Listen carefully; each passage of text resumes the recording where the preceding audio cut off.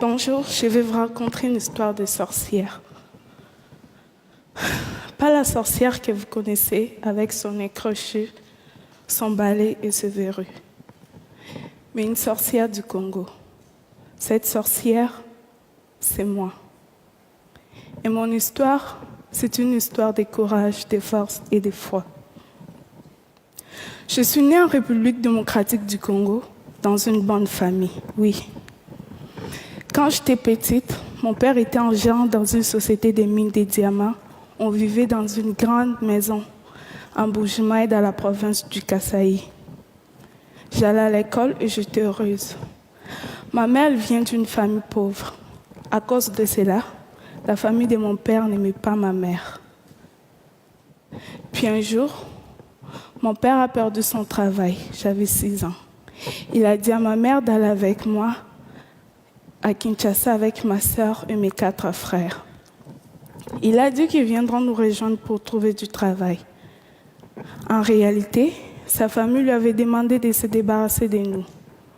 Quand ma mère a compris, il était trop tard. Elle se retrouvait toute seule, loin de sa famille. Elle a dû vendre tout ce qu'elle avait pour nous faire manger. Elle avait changé. Elle avait tellement maigri. Ma mère a même fait venir notre grand-mère pour nous aider, mais nous avions toujours faim.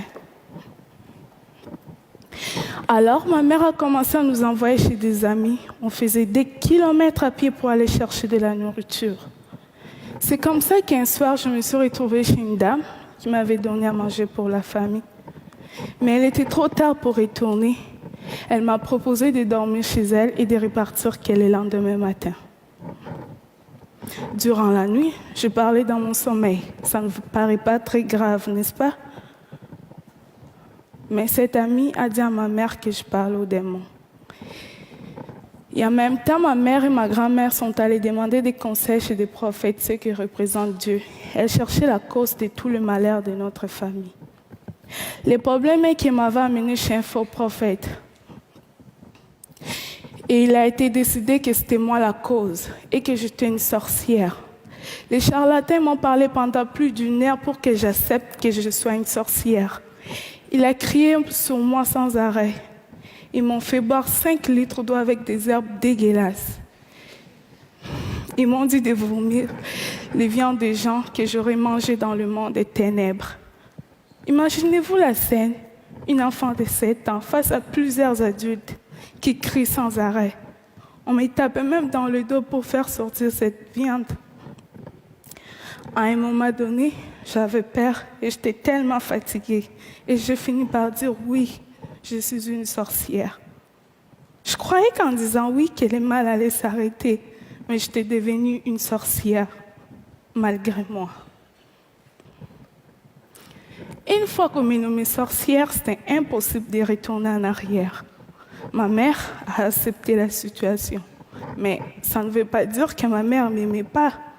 Et en même temps, comme la situation ne changeait pas dans la maison, sans argent, sans nourriture, ma mère a décidé de partir avec sa sœur en Angola pour aller trouver du travail. Leur plan n'a pas marché. Et ma mère se retrouvait toute seule, coincée en Angola, sans argent, sans nourriture. Et finalement, elle n'est pas revenue. Contre sa volonté, elle a été forcée de nous abandonner, elle aussi. On a perdu toutes les communications avec elle. Et on est resté avec grand-mère. Pendant 2 ans, j'ai été traitée comme une sorcière.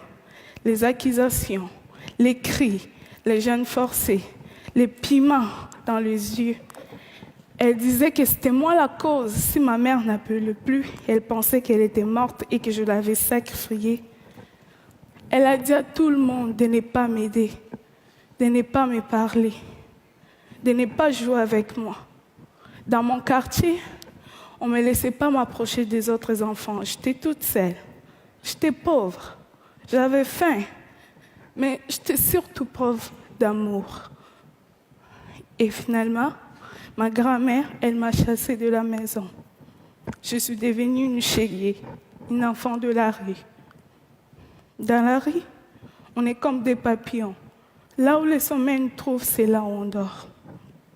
Dans la rue, On devient des soldats pour survivre. On oublie la lecture et l'écriture pour apprendre à se battre. Dans la rue, j'ai vendu des lots, des arachides, j'ai fait des ménages. Mais à chaque fois que je voyais les autres enfants aller à l'école, je me rappelais des jours où j'étais heureuse. Je pleurais. Je me demandais si un jour je pourrais sortir de la rue. Puis un jour, ma chance a tourné. J'ai participé dans un documentaire Kinshasa Kids. On m'a payé et j'ai tout de suite voulu donner cet argent à ma famille. Car même dans la rue, dès que j'avais quelque chose, je passais aller voir ma famille pour leur donner. Ma grand-mère a pris de l'argent, elle m'a encore remis dans la rue. Plus tard, j'ai entendu parler d'un film canadien qui s'est tourné à Kinshasa.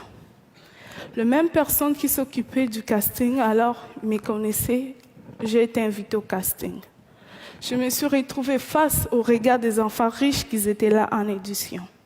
Même si j'avais envie de me sauver à cause de leur regard, je suis restée et j'ai tout donné pour avoir le rôle. Pour moi, c'était une façon de changer ma situation. J'ai eu le rôle principal dans le film. C'était bien cool. La production, ils m'ont mis dans une grande maison, je pourrais manger tous les jours et avoir tout ce que je voulais. Mais malgré tout ce qui se passait, j'étais triste. J'en ai parlé à Kim, le réalisateur.